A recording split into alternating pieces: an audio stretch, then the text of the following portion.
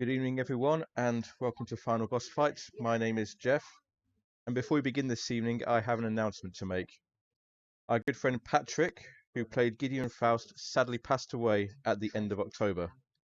We've discussed among ourselves, and we've decided to continue this campaign, and so this episode is dedicated to the memory of Patrick.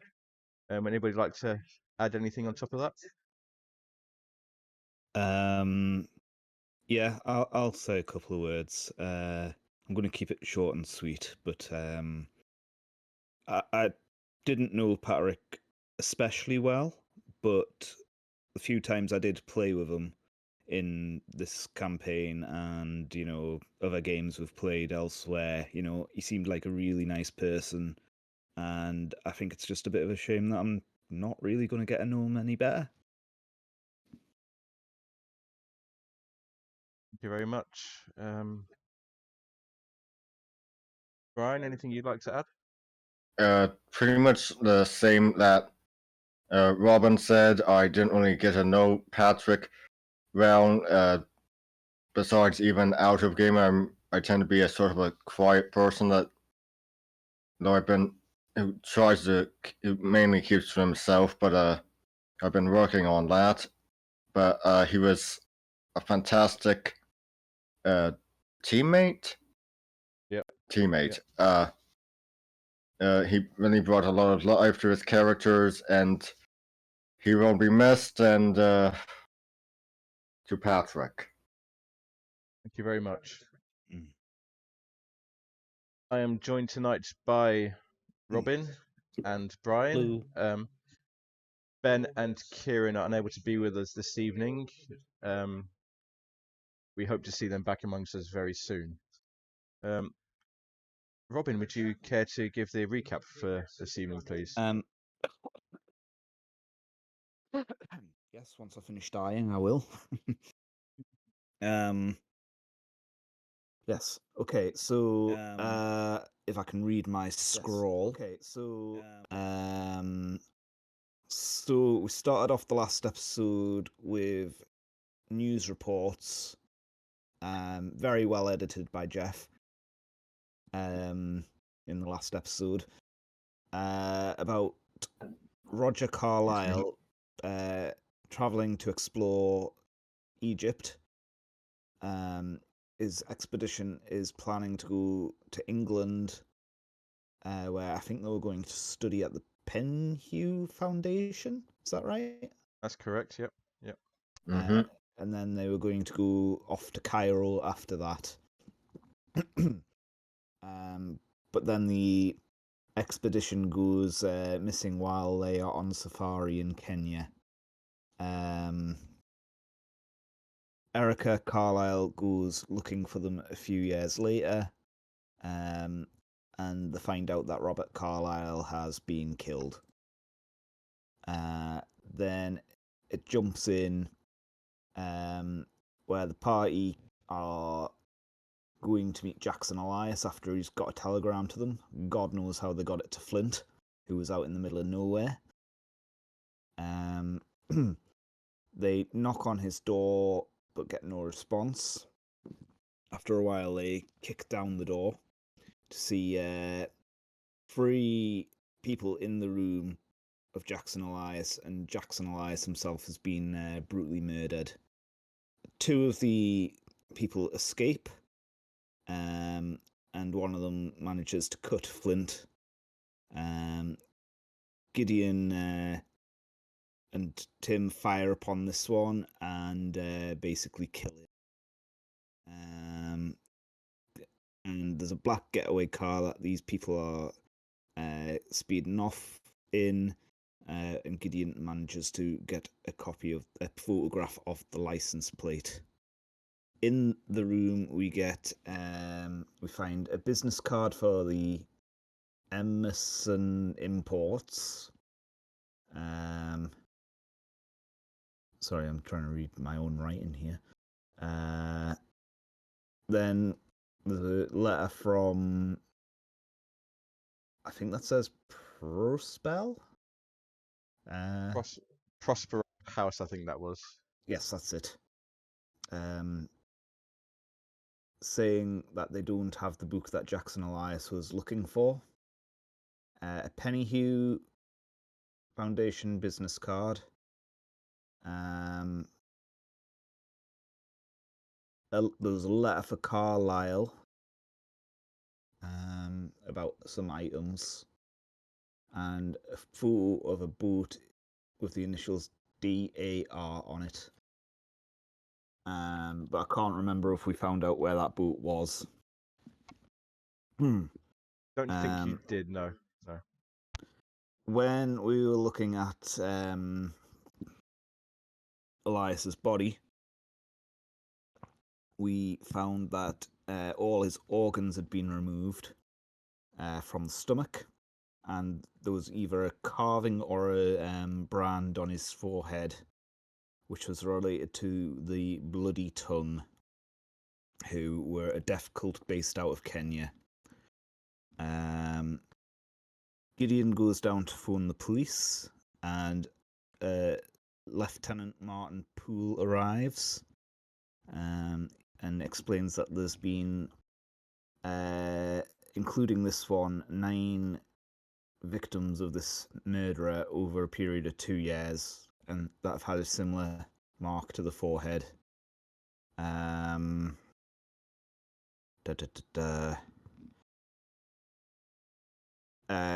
He explains that Captain Robson has arrested a guy called Hilton Adams as a culprit of these murders, but Adams doesn't seem like the type to do a murder, and he also thinks Robson could be corrupt.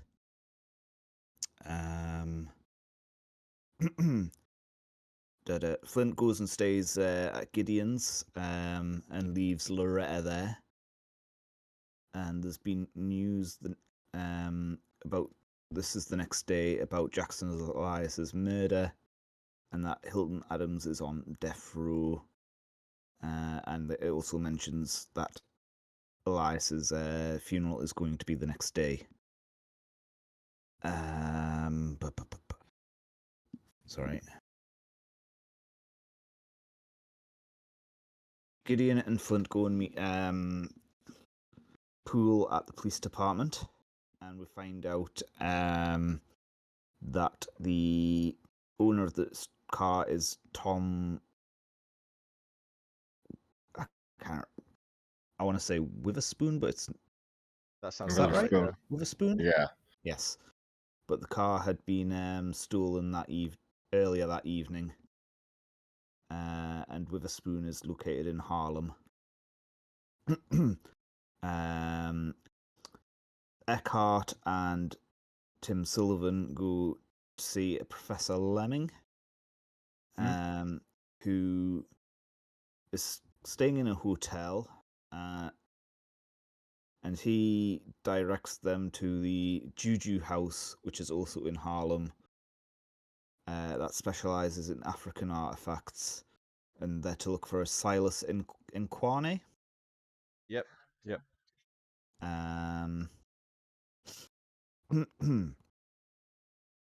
Eckhart rings the Harvard University to find out what books Jackson Elias was interested in, and it turns out he was interested in a book called Africa's Dark Sects, but the book has disappeared with no signs of break-in. Then the party reconvene and go to harass Witherspoon, getting Flint to be the diplomatic one, and who barges into his house without invitation, basically makes himself completely at home, before telling Witherspoon that his car was being used as a getaway car, and that he would probably not get it back. Apparently Witherspoon had been in Teddy's saloon talking with his friends, who are the Harlem Hellfighters, and I've got a list of names here which I'm struggling to read. I want to say Negan Johns, Donnie Fells, Arch Mills, and Jackie Wallace. And apparently they let him sit with them. the Harlem Hellfighters have a friend who's in trouble, who belonged to the 369th Infantry Division. We go to try and get into Teddy's, but it's too early and the bouncer refuses us entry. And then the party come across their biggest battle yet, trying to convince Flint to wear a suit to Jackson Elias's funeral. Then after we go suit shopping, we go back to Teddy's, which all the clientele seem to be of African descent, but we're refused alcohol because it's prohibitionist, but everyone else in the bar is clearly drinking it. Gideon bribes the barman and manages to get quite a bit of booze out of him. Eckhart gets a bit anxious because he's German.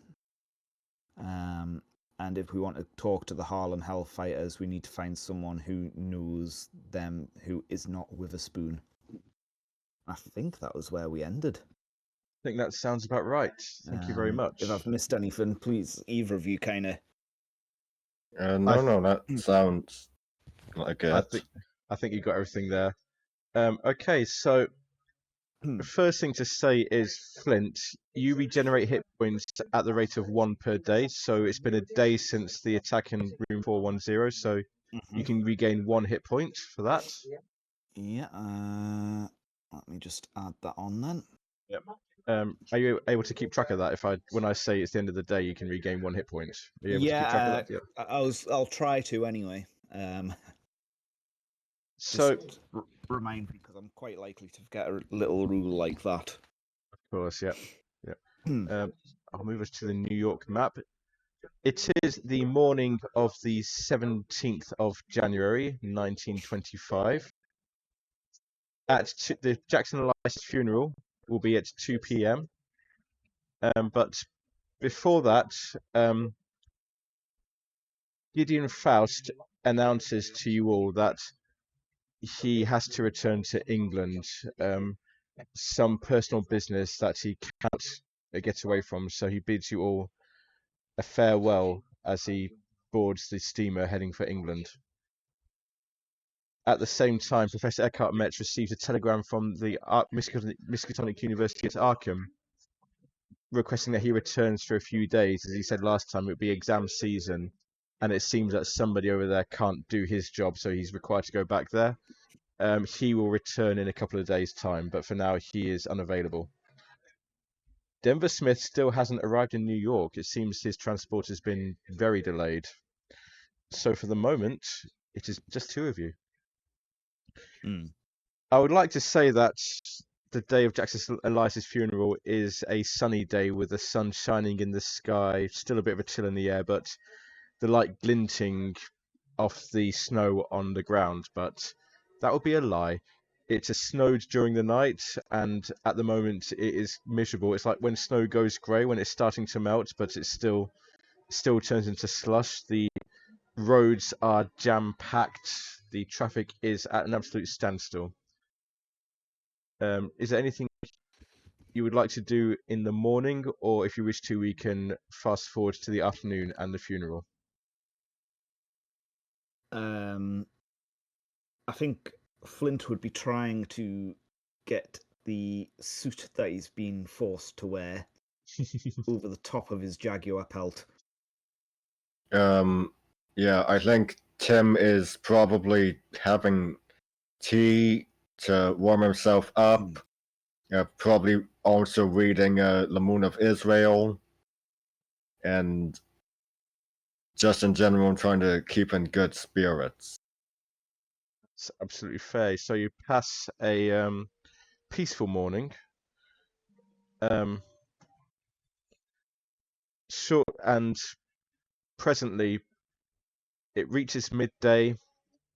It reaches 1 o'clock. The funeral is to be held at Cypress Hills Cemetery in Brooklyn. I don't know the geography of New York very well, I'm afraid, even though I've been there. Brooklyn is the green area to the south of the map. I'll just move down there. I can't. We'll say that's where the cemetery is. I can't see on the key where the cemetery is. I don't know if it's listed on the key, but we can say that's where we can say that it's in the green area to the south. Yeah. In Brooklyn. Yeah. And again, it's quite miserable. There are some light snowfalls. They're just an annoyance more than anything else. Besides yourselves, Flint and Tim, there are only a few mourners. You see what I can describe as 3 groups of people. First of all, you see the chairs are arranged in front of the grave. There's a minister there giving some non-denominational messenger eulogy, mainly hollow words, to be honest. Besides yourselves, the groups there are, you see 2 older men, probably in their 50s, 60s, and a younger woman sat on the front row. Off, probably around the 2nd or 3rd row, you see a group of 3 individuals. One is tall, slim and clean shaven. The other is shorter, more heavily built, with the most magnificent head of grey hair and the longest grey beard you've ever seen. And the 3rd man of that group is kind of a height in between the 2, and he's wearing glasses with red lenses. You also see, sat on the back row, sat on one end of the back row, as if trying to be as unobtrusive as possible, a young woman, and she looks to be writing in a notepad. The minister finishes his message, his eulogy, and asks if anyone has anything they would like to say for the deceased.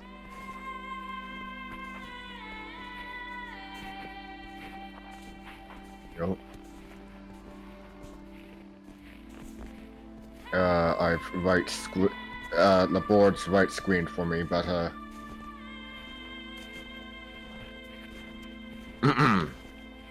yes, I'll say something. Please. I first met the departed in back in 1920. I'd come here to New York to see the museum, and we met there and ended up chatting about Egypt. Eventually we went to dinner to continue with our chat. He asked me if he thought Howard Carter would ever find his boy king, Tutankhamun. I said yes, and well, let's just say he didn't believe he would, and outright said to me, Sullivan, if Carter ever finds that so-called boy king, I'll kiss you straight on the mouth. Imagine our mutual embarrassment when Carter actually did find it, and even worse, it's immortalized as a photograph to remind us to not make such stupid bets. There's polite laughter at this. There's polite laughter from the mourners at this. He was a good man, and I will miss him. Thank you. Presently, the service comes to an end, and the mourners, the 3 groups of mourners, well, the 2 groups of mourners, and one woman with a notepad, who, I'll be honest, you suspect is a reporter, move forward to the grave. And as you get closer, I can show you a couple of pictures. I don't have pictures of all of them. I have pictures of some of them.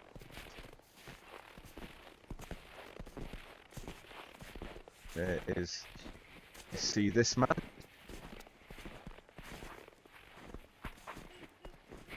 This person?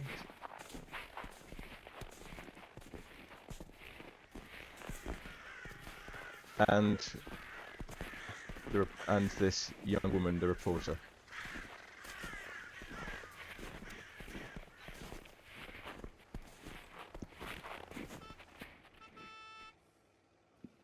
What do you wish to do? They are there available if you wish to talk to them.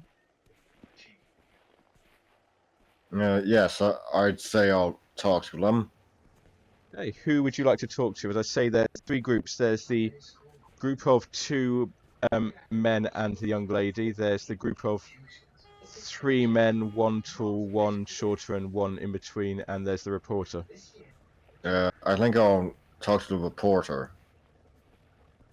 You move to the reporter. She's busy scribbling down in her notepad, and she looks up and goes, "Oh, hello. Sorry to intrude. My name is Rebecca Schoenberg. I'm with the New York Advertiser." He said, trying to desperately remember what paper she's with. 1 moment. New York Times. That's the one. I forget my own head of it is unscrewed on. Did you know the deceased, Mr. Elias? Yes, met him back in 1920. Oh yes, the Originally. story about the bet and the Tutankhamun's tomb. Yeah, it's a nice story. I don't know if I believe it though. I'd rather people not believe it, but it's happened. Well, what do you think? Do you think this is the work of Hilton Adams or a cult or anything? Oh, life is strange and mysterious, so we best keep all possibilities open. Flint, are you standing with Tim as he's talking to this Yeah, I lady? was going to say I would be probably standing with Tim. I'll say that's the name Rebecca Schoenberg sparks a memory. You remember that she's the one who wrote the article about Jackson Elias's death. Miss Schoenberg, you were the person who wrote the article about the deceased, weren't you? That's me. Yep, that's Yes, me. What did you know him at all yourself, or was it just a obituary? Not personally. I'd know his work, of course, but my interest is more in the manner of his death, with the killings that we previously had. And she lowers her voice. I don't think Hilton Adams did it. I think he was set up. Do you now? By what makes you who? think- I don't look. I can't talk here. I don't know who's listening, but come by the New York Times office sometime this week, and I'll tell you what I know. And she gives you the address for the New York Times office. I'm there most days. Just come and ask for Rebecca Schoenberg, and you should be able to find me. I really hope we can help each other. Yes, hopefully. Yes, we'll come and meet you. Thank you. And best not to tell anybody. I don't know who to trust. Tell anybody what? And she smiles at that, and I'd best get going. I got a story to write. And Very she leaves. Goodbye, Miss Schoenberg. Farewell. She did. Her eyes did widen a bit. Sorry, just to clarify, is your hood up or down, Flint? Oh yeah, it's up. Yeah, she kind of eyes taken aback at that when you approached, but the journalist took over and she was able to treat it professionally. You might get an interesting note in the evening paper, maybe, but that's about it. You are approached by the 2 older men, actually, and the young woman. I'll show you their pictures again. They approach you, stop, and one of them says, "You must be friends of Jackson too. It's a pleasure to meet you. My name's Jonah Kensington. I run Prospero House Publishing. We were Jackson Elias's publishers. And this is Carlton Ramsey." And the young woman says, "And Willa." Yes, and Willa, his niece. I'll just show you their pictures. And Carlton says, yes, I'm Jackson's solicitor. Do I have the pleasure of speaking to Mr. Sullivan and Mr. Locke? Yes, I am Tim Sullivan, and this is... Good. I was hoping to find you. I was hoping that Mr. Smith and Mr. Metz would also be here, but it seems they're not able to be here. No matter. I want to invite you to come to my office on Monday, this coming Monday afternoon, for the reading of Jackson's will. You mean we are...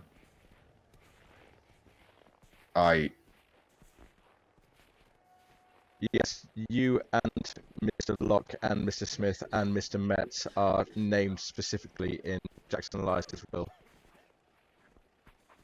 That's unexpected. Very. Thank you, Mr. Bolton Ramsey. Carlton Ramsey, yeah. Oh, pleasure. And Jonas says, and if it's not too much to ask, I think we should have a talk as well about Jackson. There's some things I think you may need to see. Come by Prospero House. He gives you the address of Prospero House, which is on Lexington Avenue near 35th Street. I've got the address here. Come by Prospero House. Don't bother making an appointment. Just drop in whenever. I'm usually there most times. It's like a second home to me. But yeah, I think there's some things we need to talk about Jackson. Yes, of course. Jackson did have some unusual interests. They both like laugh at that and says, "You can say that again.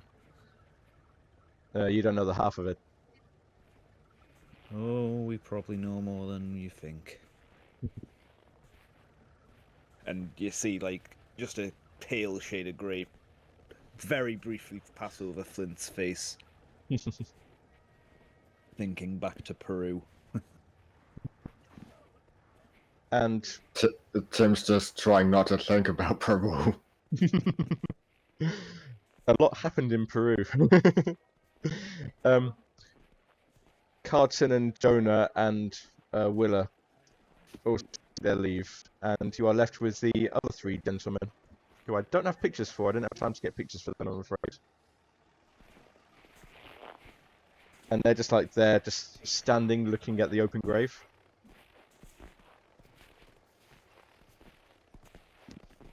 Should we go talk to them? Yes. Excuse me, gentlemen. Oh, very nice to meet you. I'm Paul Fricker, and the tall man says, "I'm Paul Fricker," and the shorter man says, "I'm Scott Dorwood," and the man with the glasses says, "And I'm Matt Sanderson," and we were good friends of Jackson Elias. You get close and you see they're dressed rather strangely. They're obviously wearing suits, but you see, for example, that Matt Sanderson, the man who introduced himself as Matt Sanderson suits, is covered with stains around his shoulders. If you didn't know any better, you'd think they were bird droppings. Were you at a butcher shop, gentlemen? No. Scott Dorr replies, "Oh no.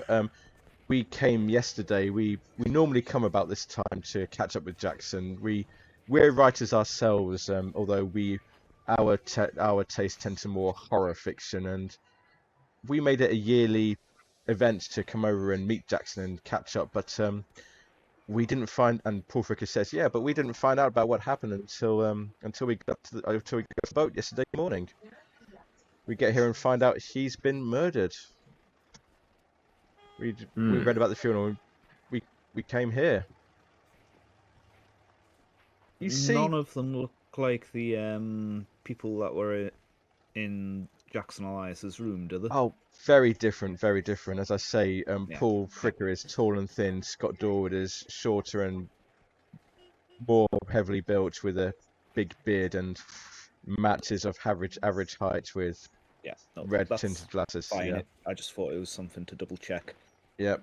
Yeah, you've never seen these people, and you never heard Jackson mention these people. But you do see Matt. He looks around the graveyard as if he's expecting someone to be there who's not there. Are you expecting someone? So yeah, Matt Sanderson is looking around for someone who's expecting to see. He says, "You know, I would have thought Lester would have been here." Paul says, "What, the antiques dealer in central Manhattan?" "Yeah, Jackson spent a lot of time with him. I thought he would have been here."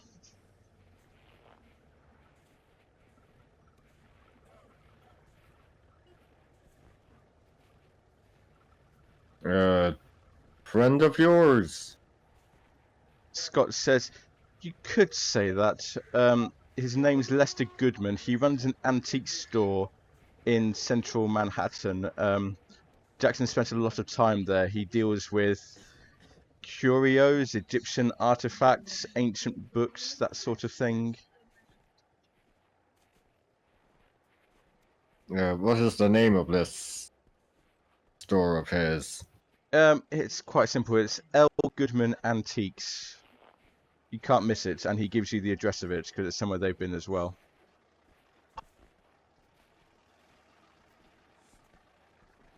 Thank you. We'll pay him a visit. Of Yes, I course, think of that's course. not a bad idea at some point. And Matt says, "Well, if you're ever in England, we're leaving tonight. Actually, there's no reason for us to stay here. But if you ever find yourselves in England near Milton Keynes, drop in and say hi. You can normally find us in the phone book. Pleasure to meet you all." And Scott says, "Yes. I hope we meet again under better circumstances." And Paul says, "Yeah. I guess we'll see you around then." Yes, nice to meet you all. Yes, it's been a pleasure. With that, they leave, and you two are the last at the graveside. The minister left as soon as the service was over because he was just there to do a job. He didn't have any personal relationship with Jackson Elias, so it is just you two left at the graveside. Did you see the blood on that one fellow's suit? I did, yes. Most unusual. We'll have Sorry. to. I should clarify, it wasn't blood you saw, it was bird droppings that you saw. Oh, bird droppings. I thought you said blood. Yeah, no, that's on me then. It was bird droppings. Old stains of bird droppings. It could be mistaken for blood in the right light. But yeah. Okay. Yeah, no, sorry, I misheard you there, Jeff, as well. That's fine. That's fine. Yeah. Yeah, Sorry, yeah, that contributed to the butcher shop yeah. question. That's fine. Yep. That's on me. Yep.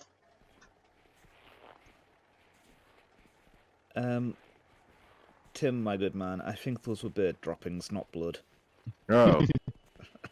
They're strangely colored then in this light. Well, you know, the light can do tricks to the eyes occasionally. Not overly fond of birds. I mean, my mother once took a seagull dropping from the face, and I once took one on the shoulder, so it's not great. It could be worse. Could have been a vulture trying to pick you up. Yes, well, I'm not looking to get into the radio business. Anyway, should we pay our last respects and move on? Yes, let us. And Flint is going to stand over the grave and just kind of say, "You must have had some sort of supernatural ability. I make myself very difficult to find, and yet somehow you kept managing it."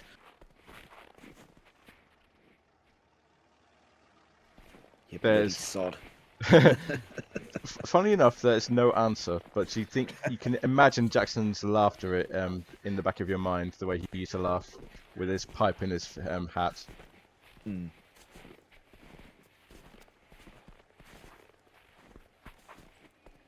Tim then walks up to the grave and says, "Well, Jackson, we had some good times.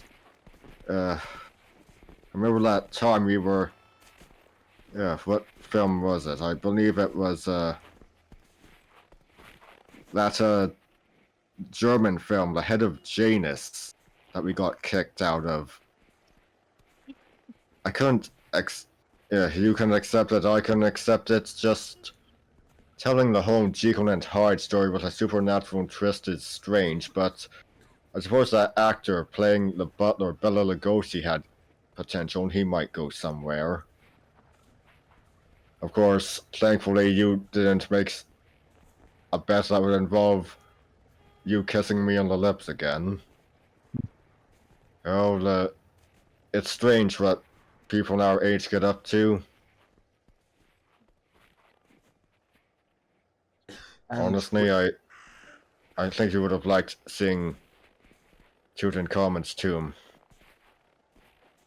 And with that, you depart. Would you like to do anything Tuesday evening, or would you like to just rest up for the day and proceed to the next day? Trying to think if it's worth doing it, following any of our leads, to be honest. Yeah, I do have Lester Goodman, Egyptian Artifacts, L. Goodman Antiques written in chat. Obviously not to post, but just so I could, just so I remember it. Mm-hmm. Yeah. It's a good way to keep notes, actually, then everybody can see it. Yeah.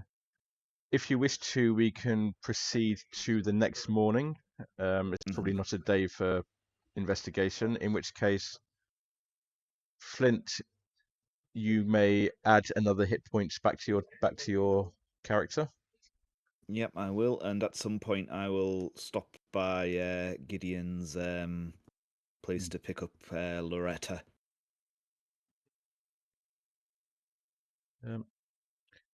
Sunday, the 18th of January dawns. If you wish to, you may try and follow up some of your leads today. I think that is not a bad idea. Right, I'm just looking over what leads we have.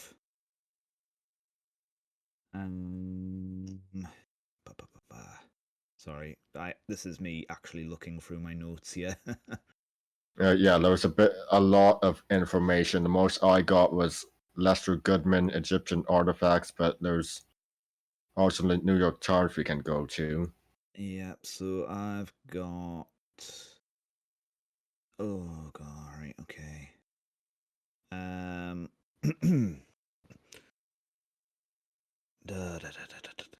Sorry, just bear with me. This is me being slow. We had a few things that we could follow, and I'm trying to think what. So we've got the publishers. We've got the New York Times, which I think's possibly one to go for. We've got the Juju House, which I think Eckhart said he wanted to go to. Yeah, got that in my notes also. And I think we should wait till Eckhart's back for that. Yeah, so exclude that one. Yeah. So I think we either go to... Well, what do you think we should be doing, Tim?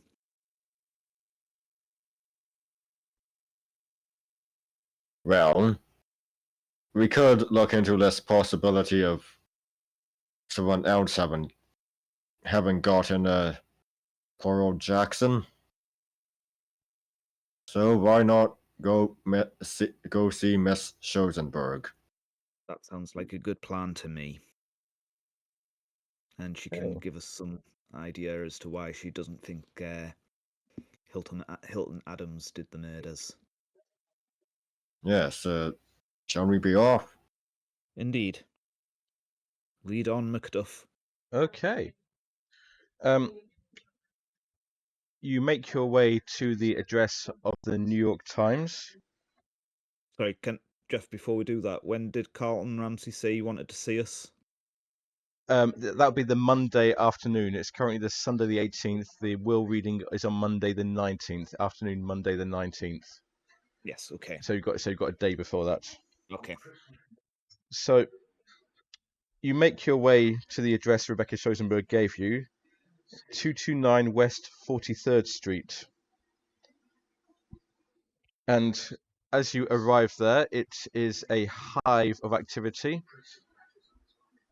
You see people rushing about, even though it's a Sunday. People are still rushing about. You see people on typewriters frantically typing away. You at the reception, the lady in reception says, "Yes, can I help you? What can I do for you today?" Yes, we're here to see Rebecca Schosenberg. Is she in? Oh, one moment, please. I'll just see if she's available. And she runs away, shouts into a doorway, asking if Rebecca Schosenberg is around, and the answer comes back yes. She goes, yes, she's in today. She's writing up a story about a funeral she was at yesterday. You can go through and see her if you wish to. Yes, we shall. You step through the office, and it's like a big open area, typists everywhere. There's like smell of ink, sound of typewriters almost deafening. And towards the back, you see a few offices, and one of them is the office of Rebecca Schosenberg. And she meets you at the door and says, "Oh, thank you for coming. I really appreciate it." And she closes the door, and the sound of the typewriters fades away. I'll bring up her picture again, I believe, just to show who you're speaking to. Yeah. She sits you down at the office, offers you some bourbon bootleg liquor that she's managed to acquire from somewhere. Don't ask too many questions about where. Flint will accept that. And she says, "Yeah, thank you for coming. I didn't want to talk too much yesterday. It was too open, but I think we're safe in here. I trust. I don't really know who to trust, but these people are like my family. I know them, and they know me. Yeah. And she pulls out a file, like a manila folder, with lots of paper clippings in them. And she shows you the top two, and they're the reports of the first two bodies that were found. The bodies attributed to Hilton Adams. They're the reports of when they were found. And looking over the reports, it soon becomes obvious that there's no definite link. The police didn't make any definite link between them. The only outstanding feature of both of them was the symbol carved into their foreheads.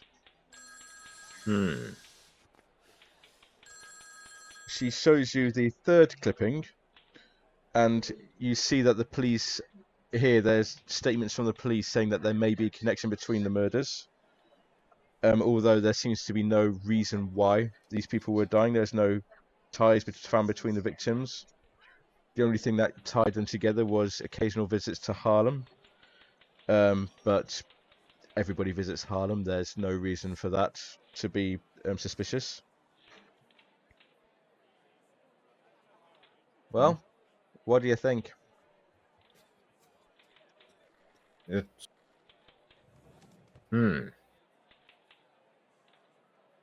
It's definitely gruesome, that's for sure. It is indeed.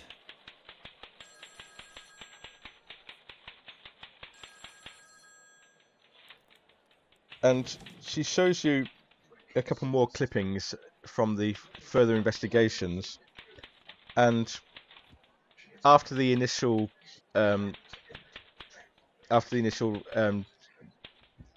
inquiries, where there didn't seem to be much found between them. Eventually, you see that everything was transferred to Captain Robson of the 14th Precinct in Harlem. And as the bodies piled up, it wasn't until the 8th murder where Captain Robson announced progress in the murder investigation, by arresting Hilton Adams, who, according to the newspaper clipping, was found at the scene of the 8th murder.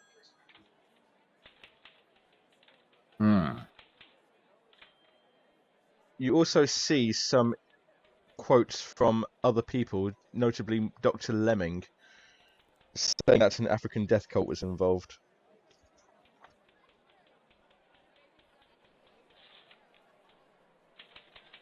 Well, it certainly seems like this death cult is most likely to have done it. Oh, what Dr. Lemming said? I kind of agree. I don't think Hilton Adams is guilty, but at the same time, I don't think Captain Robson is entirely above board. We have heard similar from another source about Captain Robson. Yes.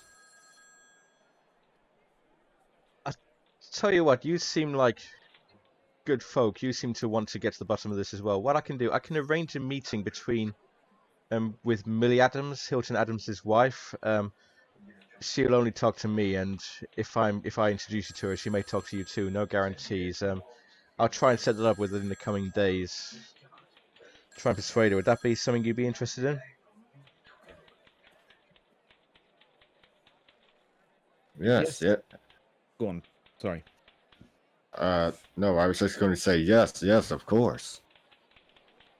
And I wonder, I'm to get you to see Hilton as well. She's being held at Sing Sing, awaiting his execution date. It may be worth trying to if I can get you to speak to him as well. And then there's his friends. They call themselves the Harlem Hellfighters, but between you and me, I don't hold out much hope of any assistance there. They used to go around as a group of, I suppose you call them neighborhood watch, but since Adams was arrested, they kind of just like melted back to the shadows, not trying to make any waves, trying to keep their heads down. No, that's a name we came across the other day as well. Mm-hmm.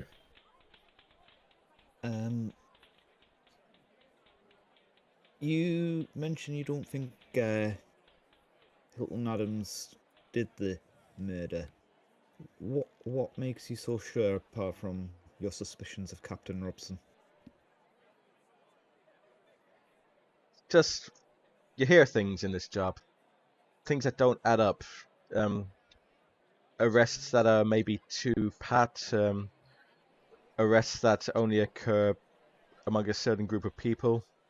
I think Captain Robson is on the take. I think he was paid to frame Hilton Adams. If you ask me, I think it all comes back to that place in Harlem, the Juju House. You heard of that? We certainly have. I'd be wary of going there. I don't know what's going on there, but I've heard things, and I think some of the police are being paid to turn a blind eye.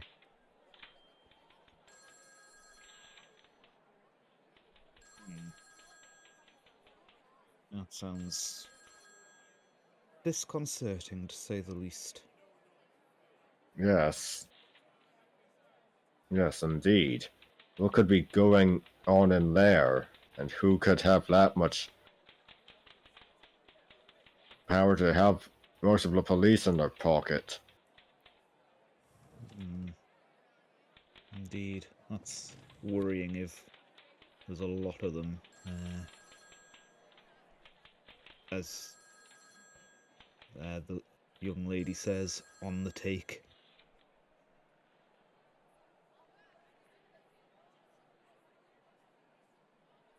I don't think there's much more I can tell you right now. I'll try and get a meeting with Millie Adams set up for you. Where are you staying? Where can I contact you? Well, I was staying at a friend's house, but they've had to go back to England. I still need to book myself into a hotel. Tim, where are you staying? I might bunk in with you tonight. I'm just staying at a hotel. If you want to name of a hotel, we can say the Waldorf Astoria. Yes, the Waldorf Astoria. Just out of curiosity, but would that mobster down in Chicago, Johnny Torrio, have any connections up here? Maybe he's in any way connected. Not that I've heard, but my focus has mainly been on the Hilton Adams case and what's going on in Harlem. If there's anything else, I haven't heard about it, but it's not impossible. But my primary concern is getting Hilton Adams out of that prison. A very good concern. Especially if he is innocent.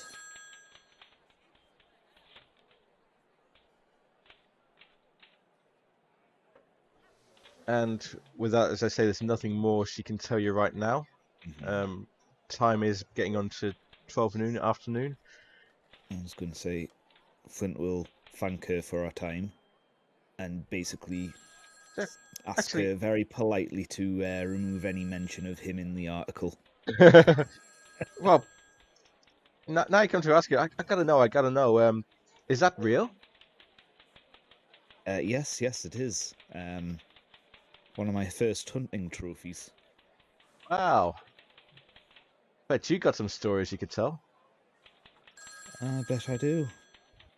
But maybe for another time when there's less of a mess going on.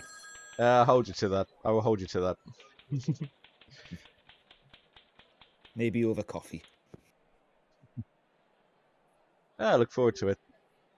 Mr. Sullivan, I hope to have some good news for you within a couple of days. Yeah, thank you.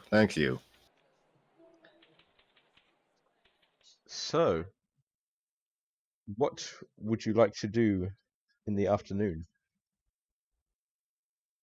Mm-hmm. Well, the floor is open again. We could check out the antiques place. Mm-hmm. Goodman's Antiques. Yes. Yeah. I'm happy to go with that. Okay, that's fair enough. Again, as I say, transport is a lot slower than it normally would be because of the snow that is starting to pile up. It didn't snow again over the evening, but now it is starting to pile up, and the roads are starting to freeze up a bit.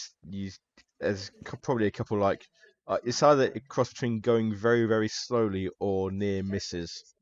So it probably takes you a bit longer to get to where you want to go. But you do head to downtown Manhattan. I can't pluck an address out of thin air, but to say it's in Midtown. And you do find the shop. It's a rather shabby looking shop. The windows are covered with dust. There is a sign over the top, green paint with gold lettering, L. Goodman Antiques. You see strange curios, strange artifacts in the window, Egyptian artifacts, probably things that you'd recognize, Tim. Various like statuary, caskets, from Egypt, some from Peru, maybe. Just like an eclectic mix of things. Would you like to go into the shop? Yes. Okay. You enter the shop, and if anything, the shop is even more chaotic than what you saw on the outside. There's like shelf after shelf lining both walls of these artifacts, these antique artifacts. There seems to be no organization. Above you, you can see like various chandeliers. There's a rather elaborate crystal-looking chandelier above you, catches the light, bathes the shop in some sort of strange greenish glow. You see rows of books, dusty books along the shelves, and at the far end there is a counter but as you get closer, you see there is nobody behind the counter. However, there is a bell on the counter.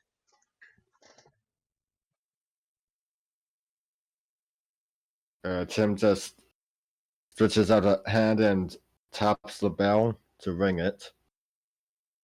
Oh, haha! I did not see you come in. Please excuse me, sirs. Voice from behind you, and as if out of nowhere, you see a youngish man, clean-shaven, smiling. Oh, it's very good to meet you. My name is Lester Goodman of Lester Goodman's Antiques. What can I do for you this fine day? Are you here to browse? Has anything caught your eye? I've got some nice new acquisitions from Egypt that would look good in any home. Haha.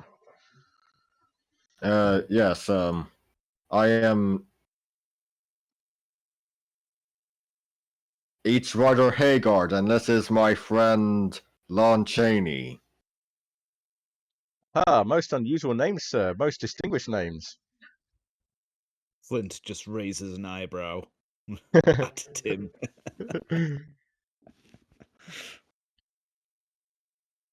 Tim just leans over and says, and whispers, I've got a bad feeling about this man.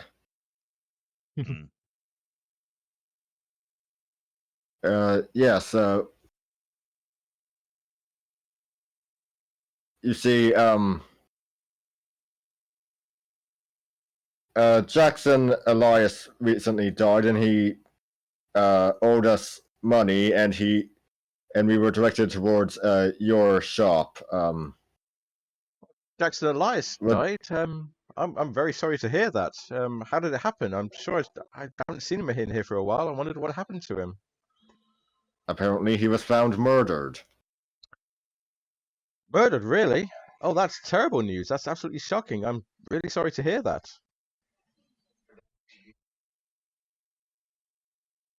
Yes, they say it was done by Hilton Adams. No, You have heard? Hilton Adams? No, the name means nothing to me, sir.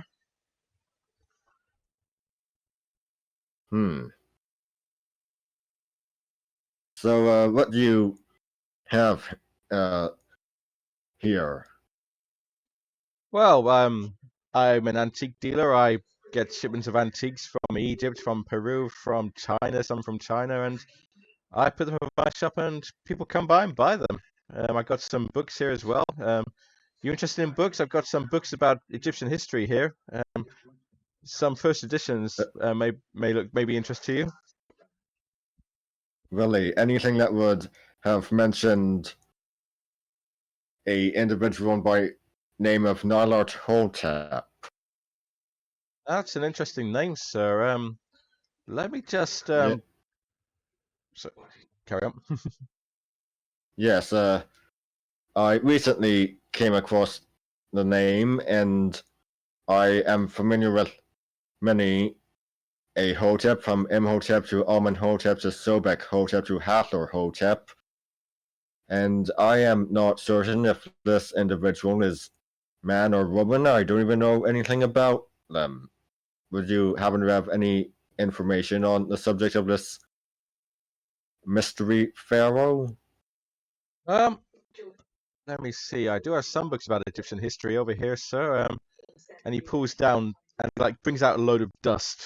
He pulls down a rather weighty tome, and it's probably a tome that you're familiar with. It's Third Dynasty, History of the Third Dynasty of Egypt, and he leaves through it. Nyarlathotep, Nyarlathotep, Nyarlathotep. I do have a mention here of a pharaoh, Neferka, who apparently was. I do have this I do have a record of some Neferka who styled himself as a pharaoh. Apparently he led a secret cult that worshipped some god that was forbidden. Do you have any examples of this name? No. Just came across it. briefly, and I'd never heard it. So, in a way, Nyarlathotep is similar to Aten, whom Akhenaten worshipped until Horemheb banned the worship of him. Well, sir, you certainly sound like you know your stuff. I could deal with a customer like you coming around here. Jackson lies. Did you say that's a real pity? That is. I tell you what. I tell you what. Is any other books? Is any books you're looking for? Actually, now that you mentioned it, Jackson did come here recently. He was looking for a book called Africa's Dark Sects. I said I'd heard of it, but the only copy I knew was in the Boston Library. I recommended that he try there. I don't know if you ever found it or not. Was that the library that Eckhart had been ringing? Yes, that's the same one. Yeah. One of our companions did mention that he'd been looking for that book at the Boston Library and gave them a ring, but that book seems to have gone missing. Yes. A pal of ours by name of Arnold Kaiser. Again, another eyebrow raised. He just smiling like it's he's just like grinning from ear to ear. If he suspects that you're lying, he's not showing it. He just like looks like he's accepting it at face value. And he's like, "Oh, that's a real mystery. That is. Books going missing. Wasn't there a book that went missing from the Miskatonic Library, the Oran Library, a few years ago that I heard about? Caused quite a stir." Possibly. What exactly was this book's title? Oh, now you're asking me, sir. Something mysterious verses, I believe. Certainly a book I'd like to get my hands on, but I've never had the opportunity. I know there's only a few copies in existence. Well, if we hear about that, we'll certainly let you know. Of course. Yes. In the meantime, feel free to browse. I got this new acquisition. You might that looks quite interesting, and he shows you, and it's a sphinx, a model of a sphinx, probably about just over 6 inches, 7 inches long, crouched on its haunches, made black quartz. Yeah, I got this. This is very unusual that I got recently. Definitely one of a kind. Definitely something that's worth something that's valuable. Either of you two be interested in it? Flint's going to take a closer look at it, just because he thinks it's pretty. Tim's a bit suspicious. He has been in Egypt before. He's familiar with the fake stuff being sold on the streets, so We haven't rolled any dice yet. I'm going to ask you for a roll, Tim. Can you make me either your choice, archaeology or appraise? Your choice. And don't forget the luck spend rule or pushing it rule. You can, if you fail it, you can either choose to push it or spend luck on it. What the hell? Okay, I forgot I was in the backstory section.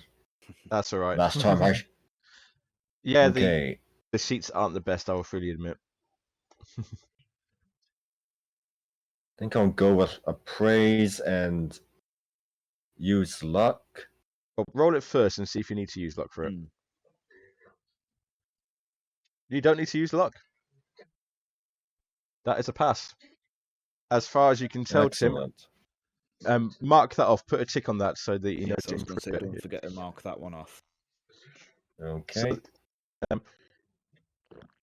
as far as you can tell, and you're turning it over, looking at it from every angle, this is a genuine Egyptian article. You've never heard of sculptures in black quartz like this, and it's like completely jet black quartz. There's like no decoration, no gold lining on it at all. It's a completely black representation of the Sphinx in Egypt.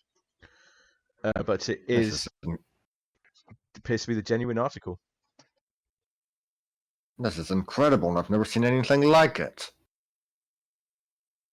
Certainly is a rare find, isn't it, sir? Yes. Would you be interested in buying it? I can let you have it for, say $80.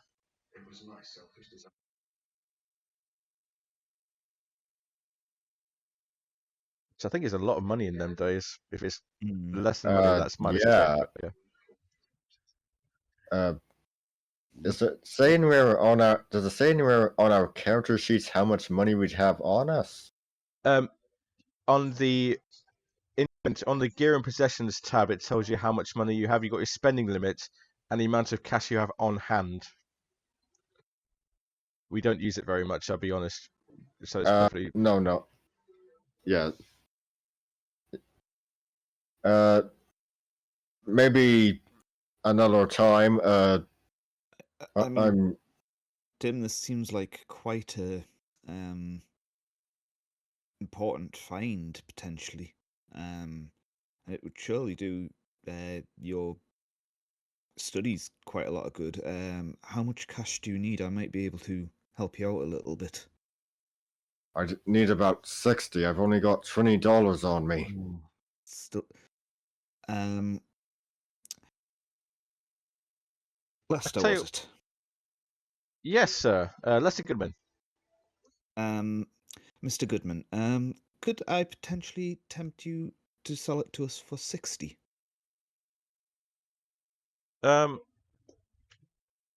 Make me. Ooh, what would this be? How's your charm looking? How charming are you feeling? Oh, good. My charm is 24. It's not nothing. Yeah, my persuade is even worse. So. What's your fast talk? Just out of interest. Fast talk is 2. Fast talk. Yeah, no, that charm is my best one out of all of them. Okay, make me a charm roll, and again, let's see how it goes. Ooh, that is fumble, and Lester says, sorry, sir, I can't go any lower than 80 for this, but I'll tell you what I will do. I'll hold it in reserve for you. If you do feel like you can come back and get it any time. I'll make sure it's reserved especially for you, sir. How does that sound? That sounds like a reasonable deal. Yes. Haggard and Cheney are the names to ask for. Mr. Goodman, John, was it? Lester Goodman, sir. Lester Goodman. Yes. My apologies, Lester. We'll be at a later time then, or you can come find us. Of course. Pleasure to see you. Drop in any time. And he's just like still got this big smile on his face as he's talking to you. Flint's gonna have a look around the shop as well, just to see if he can find anything else and of any interest just while we're here.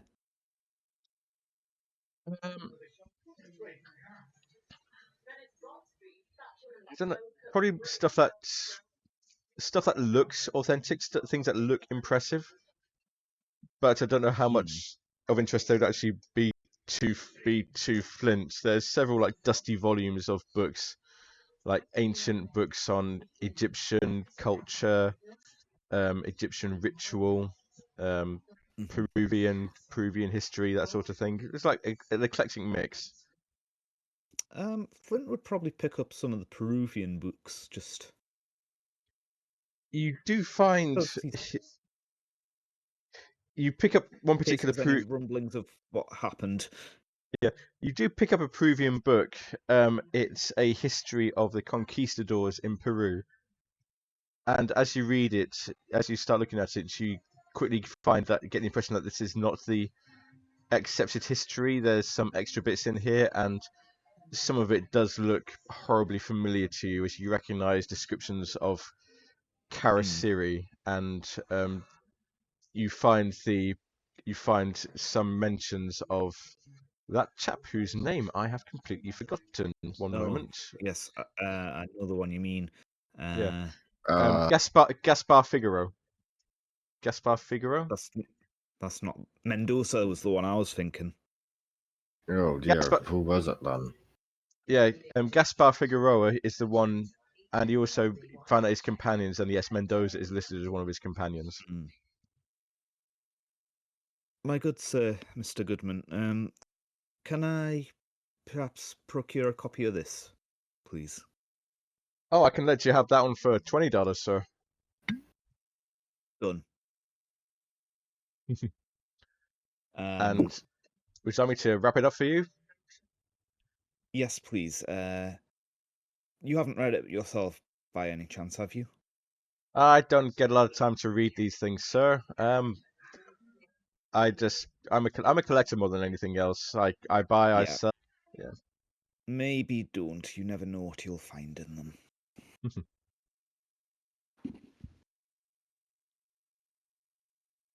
Hey, he wraps it up for you in like brown paper tied up with a brown string. There you go, sir. Mind how you go. I do hear it's going to get the weather's going to get somewhat worse before it gets better. Very well. You take care of yourself too. Ah, don't worry about me, sir. Lester Goodman's always here. Good to know. And you feel his eyes on you as you leave. Can you make me a power roll?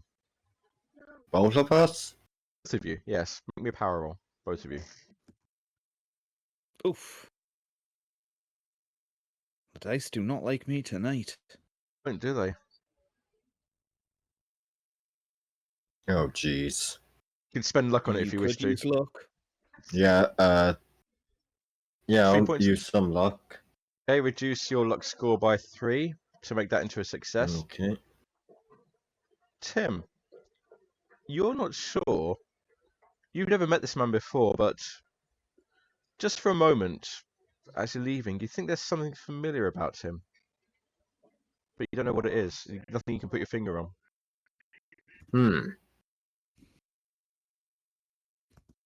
I have the faintest feeling I've met that man somewhere before. Have you? Do you? I can't be certain, but there's something familiar about him. Like someone who either deserves to spend 3 years in prison in a tea kettle, or who would be expected to have the devil himself worshipping him. How very strange. Tensions have been high, Tim. All the death and everything of poor old Jackson. I Yes. think you're possibly just imagining things. Yes, maybe. Anyway, it's getting on. I feel we should possibly head back to the hotel and... Well, I'm assuming it's starting to get on in the evening now. It is starting to get on a bit in the evening, yes. Yes. People are rushing home. Yeah.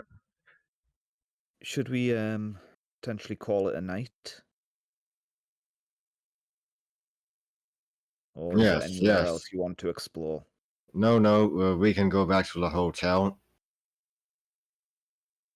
Okay. You?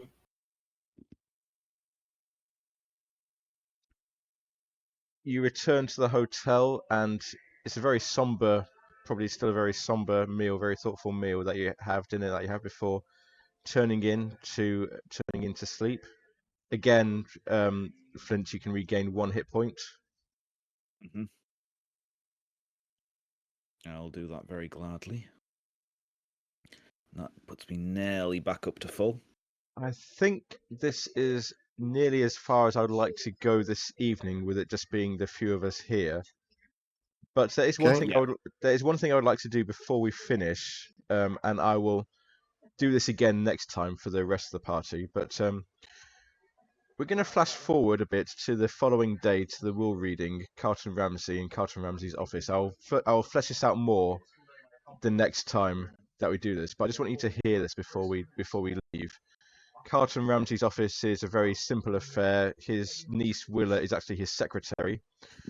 He ushers you in, sits you down, offers you again illegal bootleg beer, probably a cigar or something each. And he says Jackson Elias left a rather unusual will, but there is something that he wanted you to hear first.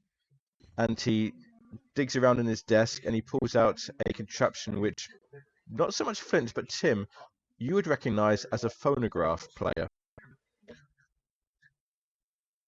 And he digs out a wax cylinder, inserts onto the phonograph player, and he switches it on. And if I could ask you both to mute yourselves for the next few moments. Yes. Yep. Okay. And he presses the button, and a familiar voice starts playing.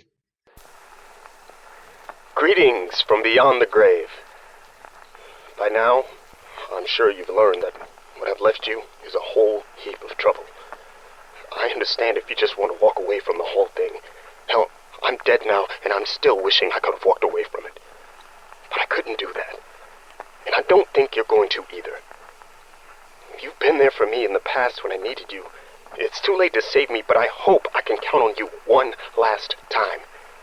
I've been traveling all over the world, pulling at threads. Believe me, I'm on to something big.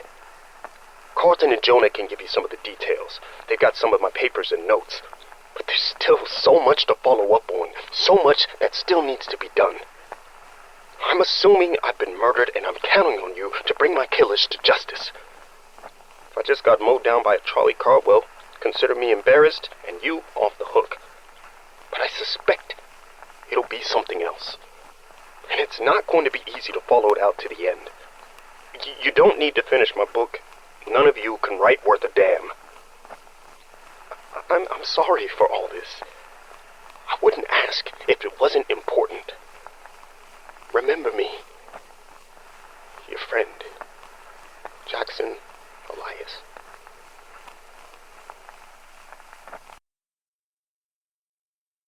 And that is where we will leave it for tonight.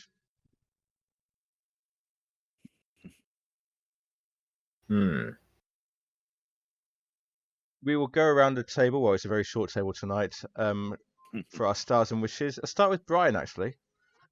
What was your stars? My stars, I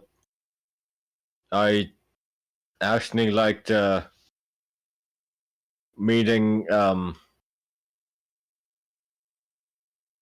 Lester Goodman, being able to flex my Egyptology knowledge.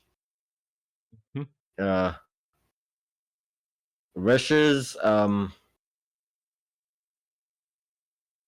that we'll be able to clear Hilton Adams's name. Very good, very good. And Robin? I think my big star is seeing Brian actually take the lead, to be honest. Absolutely, yes. You know, I thought you've done a very good job, to be honest, because I know you're quite quiet usually, so... And I really like that... Did you call it a phonograph, Jeff? Yes. I thought that was a nice little touch at the end. I thought, ooh, it's nice to put a little bit of a voice to him. I know you kind of role played him throughout, but you know, it's quite interesting to see someone else do it as well. It added a little bit of atmosphere, I feel. Thank you very much. Wishes. I'd probably say that we have a full party soon. That'd be very nice, wouldn't it? That'd be very nice. I've missed Ben and Kieran tonight. I agree. Yeah, I agree. But no, I think that we've uncovered quite a lot of information, and I want to know what the hell's going on with the Juju house, because that seems like it's got some interesting things happening. Yes, I see on in the Twitch chat, Santa the character of Imhotep from the Mummy, the name is actually taken from an actual Egyptian architect, but the name's not actually meant to mean like the character's a portrayal of the figure. It's just more a case of naming the character after the figure. Yeah, there was quite a few Hoteps, so obviously we can see where Tim's frame of thought was Indeed. And was coming from. I think my style is actually that as well, like to echo what Robin said. I enjoyed that. I enjoyed that you're playing a character that you can bring your own knowledge to. It adds like an extra dimension to it. Yeah, Um, I also did a few pop culture, the pop culture of the time, like Lon Chaney, H. Rider Haggard, Bela Lugosi, who a name that will be well known in years to come. I enjoyed that. Yeah, that's enjoyed. I enjoyed that you've actually come out a bit more with that. That's great. Yeah. I also enjoyed the investigation as well for this one. You're willing to jump in with both feet, like going to see Rebecca Sosenberg, going to see Lester Goodman. I should also say in passing that those three characters at the funeral, Paul Fricker, Scott O'Dowd, and Matt Sanderson, they are real people. They run a podcast called The Good Friends of Jackson Elias, and they're amazing people. They've written they've written a lot of Call of Cthulhu scenarios, and it is kind of my ambition to have Matt, because I'm in contact with Matt through another server, so it's my ambition to have him run a scenario for us one day. Oh, right. But that could be quite fun. Yeah. But yeah, wishes to see more, to have everybody together. There's some stuff coming up that Ben, and I know Ben would love, I know Kieran would love, I know you would all love. Even though it's only been two of us tonight, I think I've actually really enjoyed it. I wish we could have gone on longer, but I didn't want to go on too long because I don't want to eat up too much of the story without the other two. Yeah, no, that's absolutely fair enough. And we can catch up with them as well, especially Kieran's character, Professor Metz. He's gone. I said that he's gone back to Arkham. That will have relevance as well. So I'm trying to keep everything going and make everything relevant. So yeah. Thank you all very much. Say, Jeff, I do see someone's redeemed a stretch as well. Oh, would that be a certain? Yes, I wonder who that could be. Yes, stretch. Stretch. There we go. That's been there a while, I think. So yeah, we shall. Well, all being well, and I know that we're coming up to holiday time. Our next game is scheduled, would normally be the 22nd of December. However, I realise that it's holiday time, so that may be up in the air. Keep an eye on the socials for that, but either way, the adventure will continue next time.